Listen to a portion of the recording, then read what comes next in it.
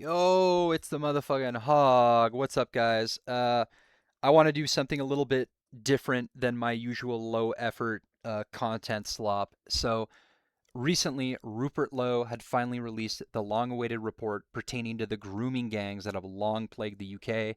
and the contents within are easily amongst the worst and most grotesque accounts I have ever read. Those who know me personally know that statement isn't to be taken lightly.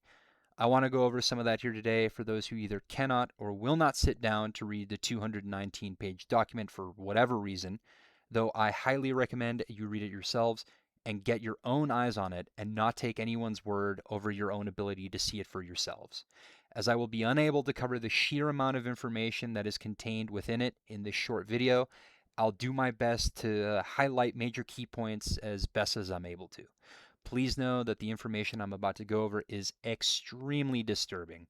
Not your mainstream news level of disturbing, but legitimately stomach turning and revolting. So, for those that are of more delicate sensibilities or of more fragile psychological states of mind, here's your trigger warning. I would advise that you maybe don't listen or at least mentally prepare to turn this video off if it becomes too much to listen to. So, all that being said, let's dive right in and start this analysis and overview.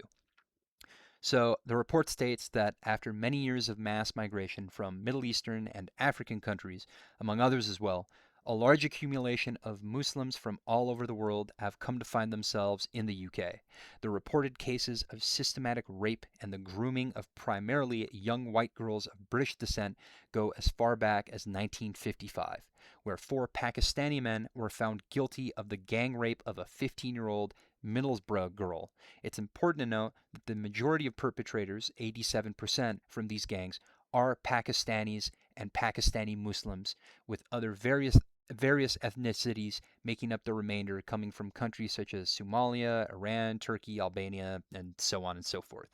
The powers that be, namely the Labour Party, have actively covered up the demographics of those responsible in an attempt to promote diversity and fight against what they call racism. A common occurrence throughout the entirety of the report is that when rape or assault was reported to the police, the ethnicity and cultural background of the assailants was mandated by policy not to be recorded or otherwise noted in the police statements. And in several survivor testimonies, it was pointed out that police, social care workers, parents, and other involved parties were scared of legal consequences for doing so, since the UK will and actively does prosecute any kind of speech they deem as racist, or in this particular case, Islamophobic.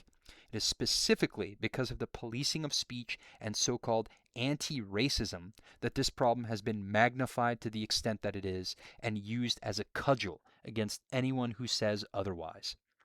Going through the various testimonies of both survivors and whistleblowers, it became commonplace to see retaliation or fear of retaliation against anyone claiming that there was a specific ethnic group that was always involved in instances of rape, gang rape, child exploitation, trafficking, torture, murder, etc. And the people in positions of authority that might have otherwise stepped in earlier did not intervene in time, and in many cases didn't intervene at all out of fear of their lives being destroyed by doing so. And they were even warned by others around them or higher ups in their chain of command that it's best that they don't get involved. Islam plays a major role in these incidents and is one of the primary forces behind what might be the largest industrialized rape and trafficking networks currently operating within the Western world. A recurring theme and one of the psychological tools used to manipulate and groom victims was Islamic teachings, and survivors stated that they were often called white slags, white cunts, kuffar, or other derogatory names, both during and in between being sexually assaulted or tortured while in captivity.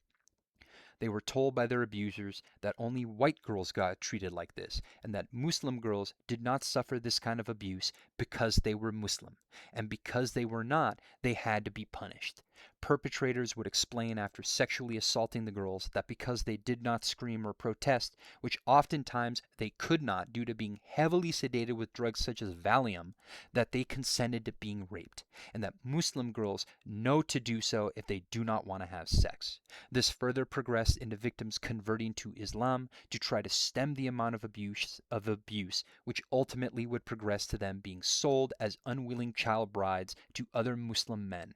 It is impossible to know how many victims were taken away to other countries, as once sold, they were often moved both inside and outside of the UK.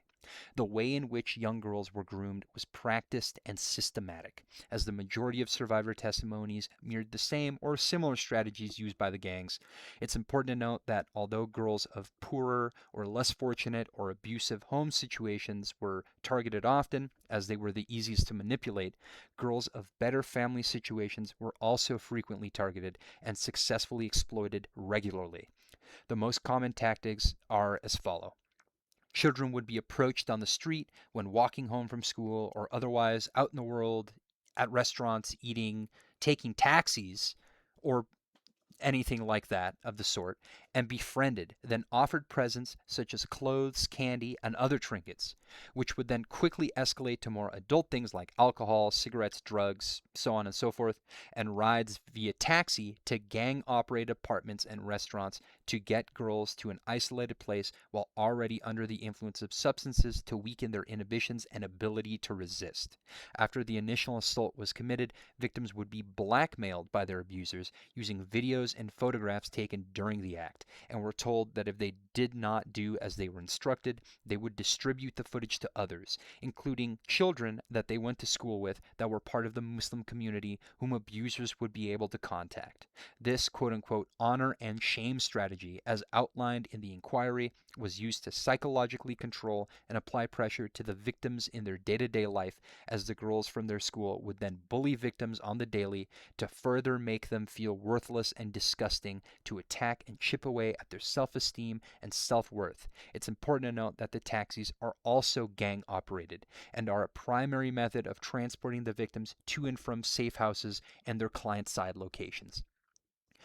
Gang rape would be practiced often, and as many as 20 men at one time would sexually assault victims, one after the other, causing injuries to the victim's sexual organs and commonly spreading STIs. In various survivor testimonies, it was stated that in one night, as many as 100 men, maybe more, would have raped a single girl, as they were either transported to quote unquote jobs throughout the course of the day, or the perpetrators were cycled in and out of a singular location in groups. Many survivors suffered permanent damage to their vaginas and ovaries from the frequent and extreme abuse, and are now unable to have children or have various other gynecological medical issues which they have to mitigate into adulthood.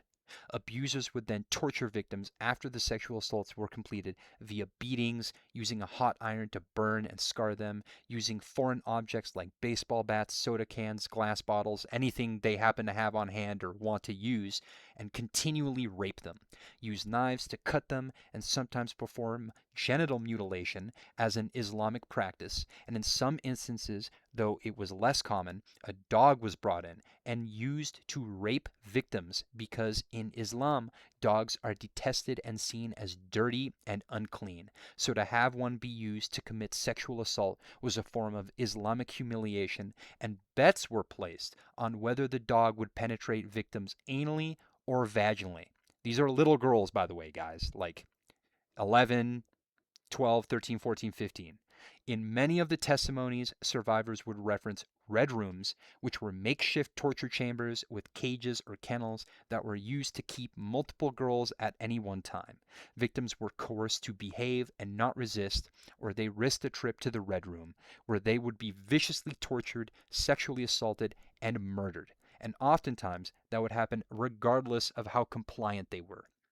Pregnancies are commonplace, as well as miscarriages, due to the torture being done to victims. Survivors testified that they had become pregnant often and had miscarried repeatedly or underwent forced abortions performed at clinics, which were gang operated or infiltrated, or if not, medical staff simply looked the other way as to not put themselves in legal jeopardy by reporting that Muslim or Middle Eastern men were regularly bringing in pregnant children to have abortions performed. They were sometimes performed by the female family members or Islamic community members of the abusers themselves. One particular instance of this was done using a knitting needle in the back seat of a car by several women who had some kind of relationship to one of the abusers. Just as often, the birth children were brought to term,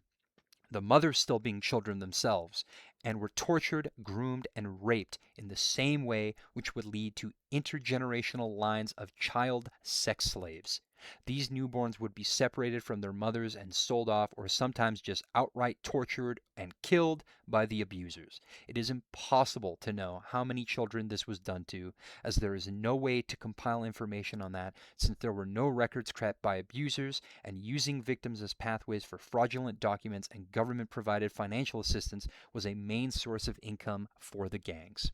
Although all of that is completely horrifying, don't worry, it gets significantly worse. The various government programs, clinics, child protective services, foster or care homes, schools, police, social services, politicians, and public servants such as Keir Starmer and Sadiq Khan, as well as what seems like the entirety of the Muslim community, including the imams of places of worship, were all involved. When victims would be brought into clinics to be treated for STIs or undergo forced abortions or other medical care for injuries sustained during torture, medical staff were either complicit out of fear of retaliation from the system, which would prosecute them for, and I quote, hate speech, or were working with the gangs themselves and would offer care under the table. Any reports that were made concerning states of events were either destroyed, buried, or had the cases closed before they could be properly investigated by authorities. Whistleblower testimonies paint a very clear picture of that. Survivors who attempted to contact the police or social services and report their abuse regularly were told that they were lying or making it up because they were craving attention and wanted to excuse what care workers and police alike would call quote unquote lifestyle choices, as they accused victims of being prostitutes despite clear and present evidence of the facts. This victim blaming would cause a downward spiral of mental and physical deterioration, as victims then would feel helpless and would subsequently stop trying to report their abusers and circumstances, which would create a deep-seated sense of institutional mistrust and would result in suicide or attempted suicide, as they felt there was no hope, no help, and the pattern of horrendous abuse would continue indefinitely for years at a time.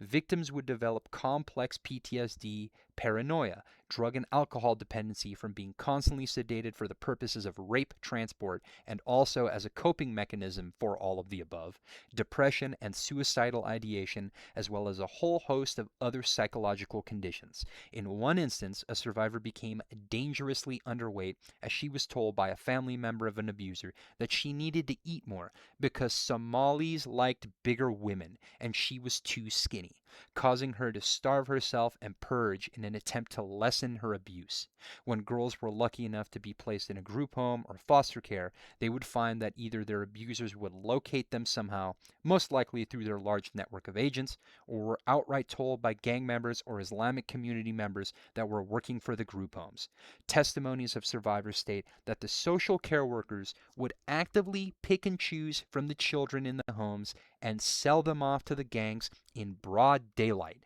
as taxis and other vehicles were transporting them to and fro to be sent out on, quote unquote, jobs, to be tortured, raped, exploited, etc. Not only did police dismiss any allegations that were made as fabricated or racially motivated,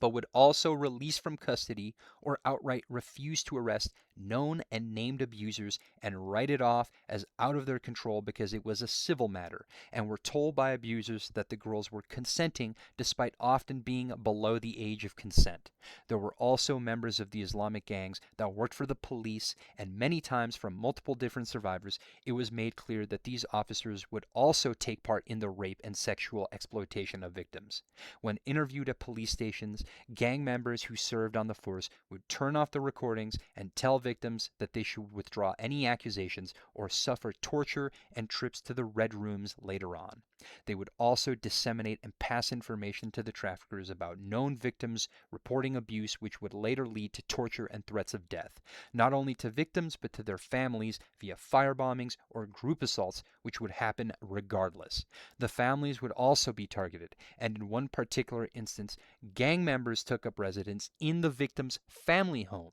and would then go on to begin paying utility bills to claim ownership of the house to establish their presence indefinitely and have paperwork to show to the police if they ever happen to be called and appear to investigate. Schools were also prime targets, as staff members would turn a blind eye to grown Muslim men coming to pick up little girls whom they were not related to every day after classes ended.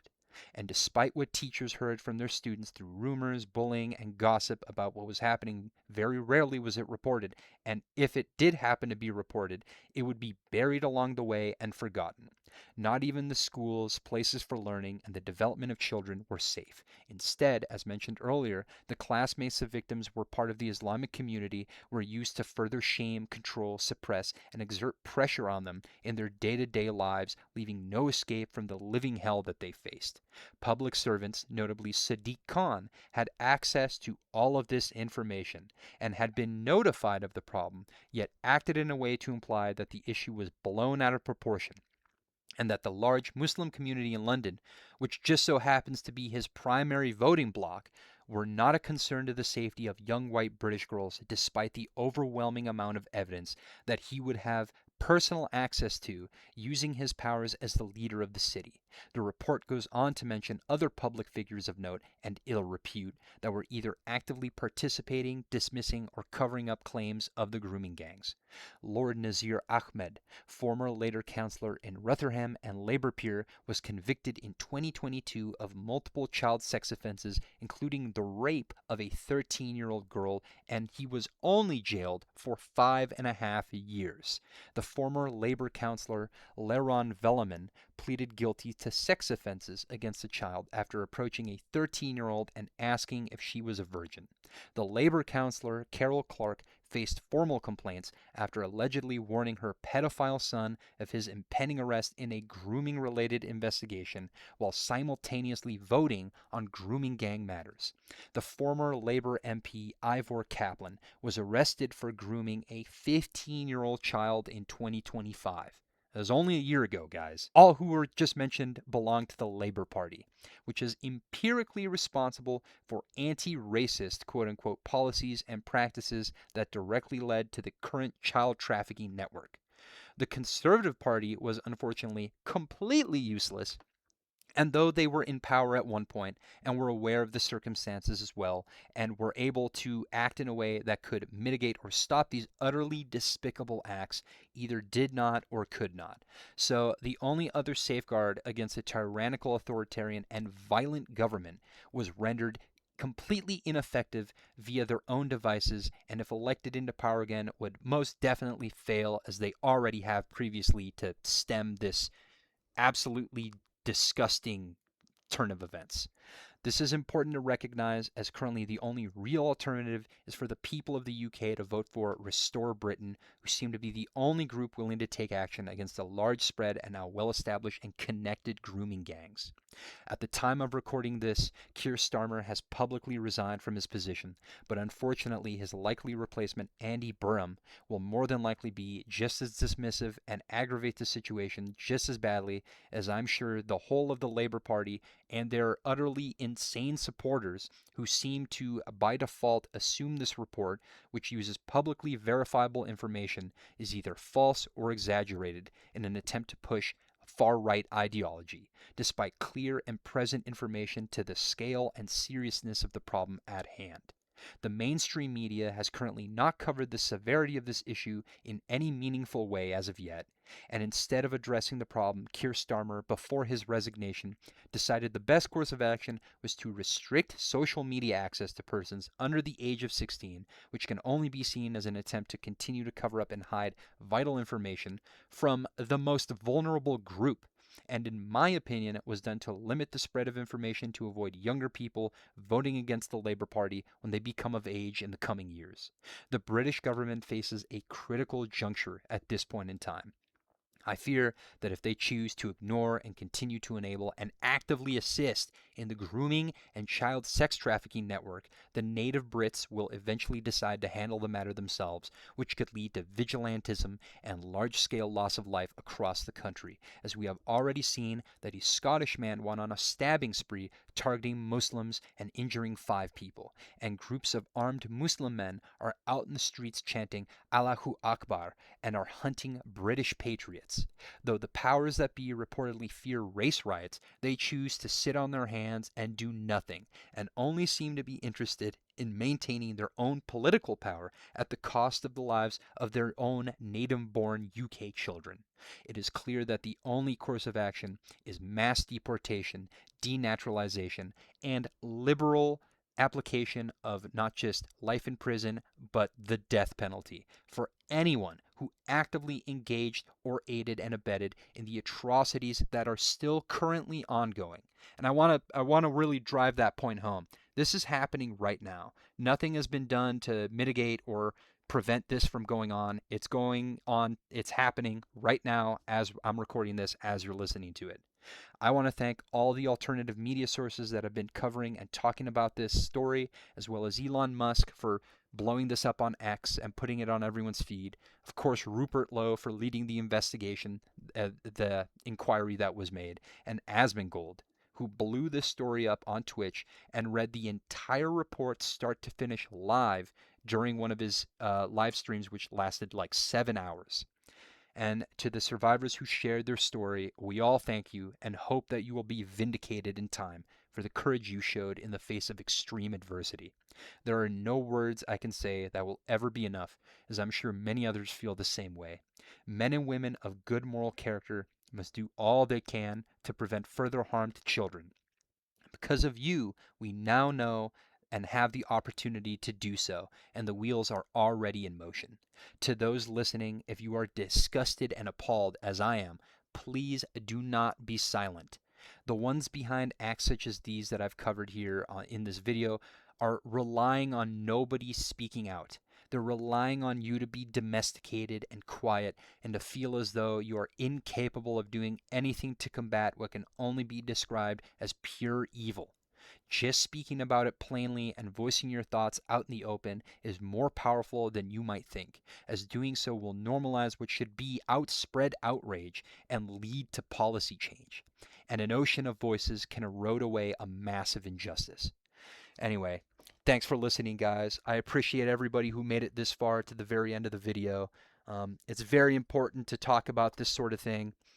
even if it's not your country, even if you're in the US or somewhere else. This is incredibly disgusting and outrageous. And it's very important that as many people are aware of what's happening. So, again, thank you very much for listening. I'll see you next time. Hog out.